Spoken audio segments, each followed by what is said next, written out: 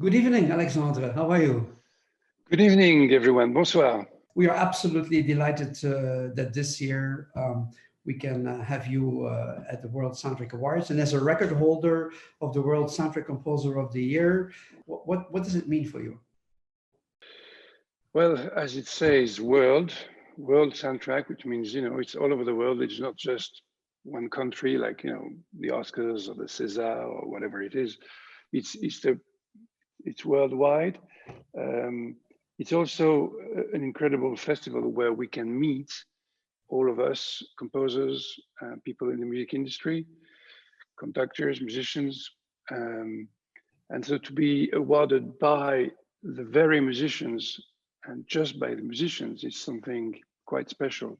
It's not just people from cinema, or no, it's just music. And on that respect, it's it's quite amazing to have been honored, awarded so many times. Yeah. 5 times, so it's incredible. And how was your experience working with the orchestra and with the musicians of the Brussels Philharmonic? Because you work with orchestras all over the world, you record your own music with the LSO, which is a world-class orchestra, many other orchestras. But how was your experience working with the Brussels Philharmonic? Well, believe it or not, it was difficult for me because I think that was one of my first concerts. Because I conduct in studio, and it's another relaxed, very focused, but quiet, no public. Of course, the clock is ticking, but it's another mental energy. And conducting an orchestra for a concert is something else, which I think was one of my first experience at that time. And it took me a while to not conduct with click, find my own tempo, be precise on all my gestures and movements, and it was very difficult for me, and maybe for them too. But apparently you improved a lot because now you do solo concert with the London Symphony Orchestra as you have conducted your entire life. Yeah. I know, but I've got so much to learn. I conduct with my own technique. I don't have a baton, and and it's my music. It's easy because I know the music, but it's not easy. But it's easier than it would if I had to conduct a Stravinsky. So for the moment, we are all facing a very difficult period because of the COVID. So which impact does it have on your work? You continue working, or did it really have an impact on your work? It had, because there were concerts that were scheduled in several cities. Also, a little opera that we wrote with Solré that we were meant to play in China that was cancelled. So no, it has impacted on that level. Luckily, I was working on movies which were already shot, so I could continue composing for those. The bad news is not, well, I could not travel to America and work with George Clooney, who I was working with. So we had to work as we are doing now. Even the recordings, we had to record in London through video, which is absolutely frustrating for me because I could not conduct, which I always want to do. But worse is what happens to the rest of the population working in the art industry. Today, we heard that Paris was shut down from 9 o'clock to 6 o'clock in the morning every day, which means no cinema in the evening, no theater. And no restaurants, of course, but it's hell for people working in this industry. It will be a disaster, a bloody disaster. So I'm really worried for them more than for me, because I can still work from my studio and send music, and I'm in a very privileged situation. Yeah. Talking about working, you have a huge production. This is a very personal question. You never have a writer's block, or you're never... Always. Every day I have a writer's block. Every day I go, what can I write? What can I do? What is the secret then to find inspiration? Are you inspired by the film, by the script? When do you start composing? after the shooting, when you see the rushes, before the shooting, by reading the script? What is there like a general way of approach? Well, because I'm jumping from movies to movies, there's not much time in between. So if I read a script, while I'm composing for another film, I guess I have a second level of memory that starts working, a second computer that starts working Yeah. in the background. But it's the story, it's what moves me from the story, it's the characters, and it's the film. That's where I really start. I'm working on a film right now about Eiffel, and I'm watching the film, and it's the images, it's the actors, it's the way they move, in the way they're framed, the light, their emotions, the way they send me emotions, and that's what makes me move on. But the writer's block I have every morning. Yeah, but it only lasts for 5 seconds, right? No. Sometimes you spend a day looking for a chord change and you can't find it, and it's hell because you know that you're losing 24 hours or at least 12. No, it happens all the time. Because sometimes people ask me, what is the secret of Alexandre's music? And of course, I don't know what the secret is, but what speaks to me is it's so natural, and it always has a natural flow. It's organic. If the first bar starts, the second bar is logic because it's the result of what you wrote in the first bar. It has such a natural flow. So. Is it possible, the secret, that once you have the start of your team, that the rest comes automatically? So maybe you have a writer's block for the first bar, and then everything comes out organically from what you started with.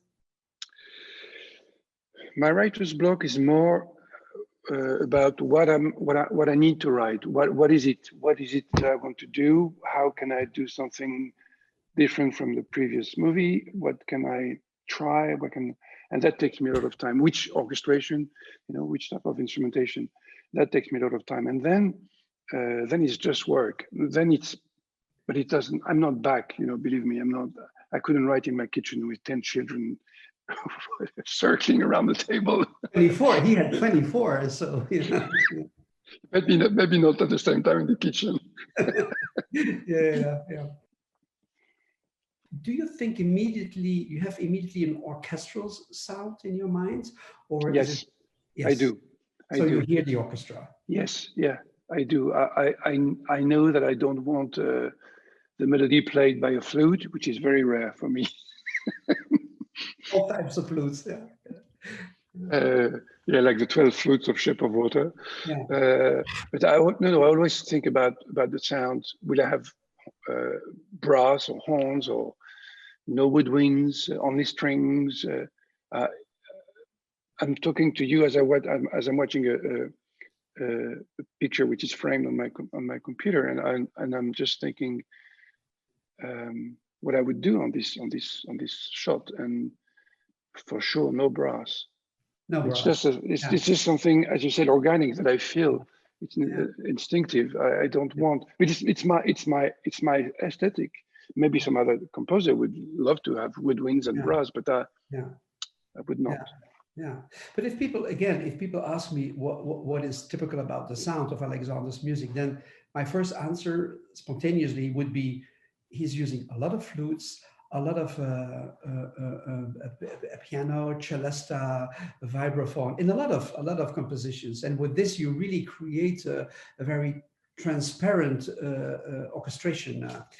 Well, transparent is the word that I would use if I would be asked about how I write, because you can see, because you'll go through my scores, the transparency of the lines. Everything is very clear. It's never by blocks. I don't write like this. I write like this, and everything is very clear. And that's why it seems very simple to play when you read the score, but when you play it's very hard because you are exposed. The clarinet is exposed, the trumpet is exposed, the solo violin, everybody is exposed because there's a lot of air between the counterpoints, between the lines. But it's I don't know why I like that.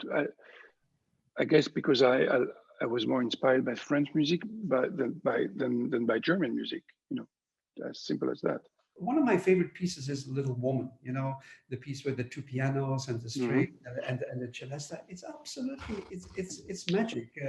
It's something between a piano concerto, between an orchestral cue, between a piano concerto. Could you tell us a little bit more about this score?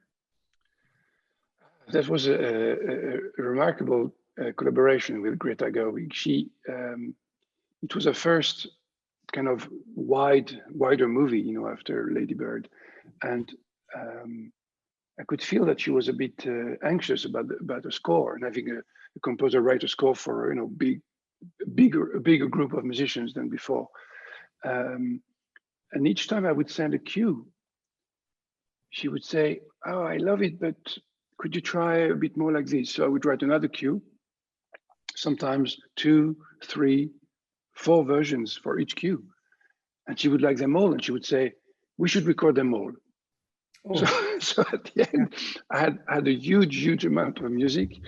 And this opening was one, I think, was the earliest piece that I wrote. I always tend to be inspired by the opening of the film. And that was the opening, the first cue that I wrote for the film. And I made many changes and different versions, but that's the original. Yeah. So you were making mock-ups for the directors, right? Yeah. I always do mock-ups very precisely, with a lot of detail.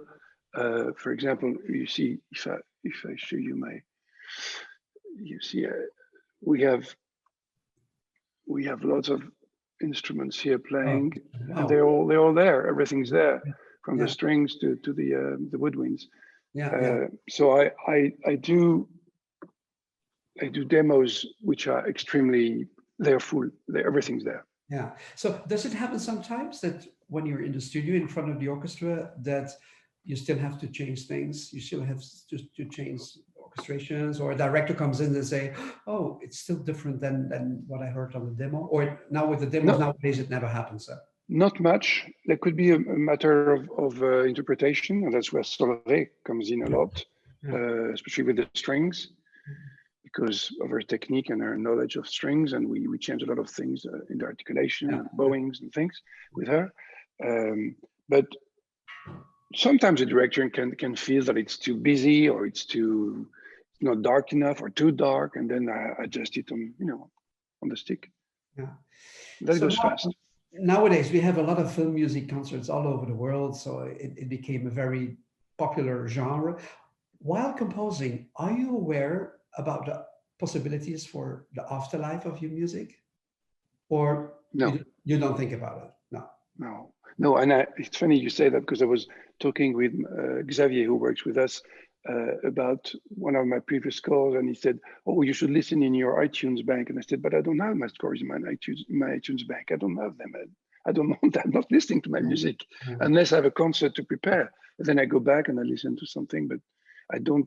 So I know my worry is the next score I have to write, and I'm late, and I'm already late. Yeah.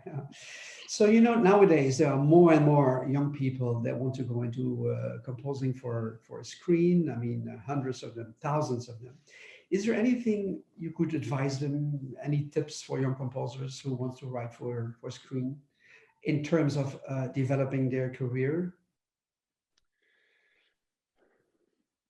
I think there's two things. There's music and cinema. So music, it means that they should be aware of all types of music, from raga from India to tango to Mahler and Ravel, and they should embrace all this music, going through jazz and the rest, and understand how it works, why, and have the tools to then use these tools for cinema. And then the second thing is what is a film? It tells a story. And if you know the history of cinema, you can see that the way of telling a story has evolved as the style of music has evolved. And I would advise to know a lot about the history of cinema, the history of film music, and understand drama, and always try to to take a step aside from what is your first instinct. Maybe your first instinct is right, but take a step back and try something else. My education is more towards creating a counterpoint, that the music creates a counterpoint and not following what is on screen. It's always been what I've tried to do, creating another dimension, being with the actors inside the frame, trying not to bother them, not to overwhelm them with music, because they're talking and they're playing together, and I need to respect that. Understand, but it's my experience with working with the great directors that I've learned that, you know, with Fincher, Polanski, Malik, Bigelow, all these incredible directors, that I've learned how to use music differently and not be in the obvious. Oh, he's running, the music is running. No, let's figure out other options. And so it's a matter of also trying, experimenting, and not being in the obvious sounds, in the obvious spotting. Well, these are great advices, but what you just mentioned, you need a lifetime to develop all those skills. I mean, you cannot develop those skills at the age of 20, not 25, not 30. So it's a no, but you of learning. Yeah, but you can think about them. Yeah, you can anticipate, and I wish I could teach that. You know, it's something that you can, if you were shown a few examples of what you can do and not do, and what you could have done. There's so many options, and there's not one solution, and that's something important. Which composers from the past, composers in general, but also film composers, inspired you? There's so many of them. I would start with the French, Debussy, Ravel, a lot, because when I was 14, 15, I was desperately seeking for their scores. They cost a lot of money at the time. So I would rent them in a library and, you know, read the Daphnis and learn. I learned orchestration just by reading these scores. Mahler, who came very late in my life. It was like a big monster I could not get close to. And strangely enough, I passed on Wagner at the time. I went directly to Mahler. The 19th century music is not something that inspired me a lot. I was always inspired more by classical music before, or, you know, 18th century, 16th and before, or the 20th century. So all these things were of importance for me. We can speak about Shostakovich and, you know, his quartets, or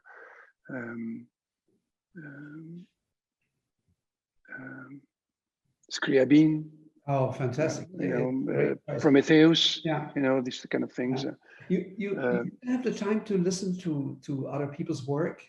You still take time. And I do. You know, since as soon as I'm on my Vespa or I travel, I you know, have these little things or headphones, and regarding the film composers, there's a lot. The French, Delerue, Maurice Jarre, the American Waxman, Goldsmith, John Williams, of course, the maestro. Nino Rota in Italy, who was my favorite one. Alex North, you know, there's so many. Takemitsu. How is your attitude towards electronic generated film music? Are you sometimes into it, or you stay with orchestral music? I just think that if it's electronic, there's two options: atmospheric or with a beat. Atmospheric, you mean soundscape? Yes, it's kind of sound designing, or with a beat. Do I want to have a beat all the time? No. Do I want to have just a kind of mist of pads? I'm not excited. So it depends how all this is combined and how it works with the picture. So far, I've always preferred writing for, you know, real instruments that sound in a room. I think also the power of your music that it still has the ingredients of the Western classical music history. I mean, it has a rhythm, it has a shape, it has harmony, it has melody. But you know better than who else that nowadays more and more directors they run away from melodies and harmonies. And how in general, how do you see the future of film music? Are we going towards a period where it will be all soundscape-ish scores, or will the melody and all the classical ingredients stay? I think there are waves. I remember the waves in the early '80s where everything had to be synthesizers, and after a few years, it went back to orchestras. Um, a violin is a violin, and you will never change the sound of a violin. And there's something pure about having a human being holding an instrument. Could it be a drum, a flute, in wood, in metal, whatever it is? It's the most prehistoric, forever Yeah. instrument that we Yeah. can play with, that will always exist. Yeah. If the electricity goes down, what are you doing with your Exactly. keyboards? Exactly. You will jump on the flute to be able to play with friends, or an acoustic guitar. Thank you for keeping writing music for orchestras, and fantastic. Alexandre, thank you so much for your time and for this very inspiring conversation. All the best and good luck. Merci, Dirk. Bye bye.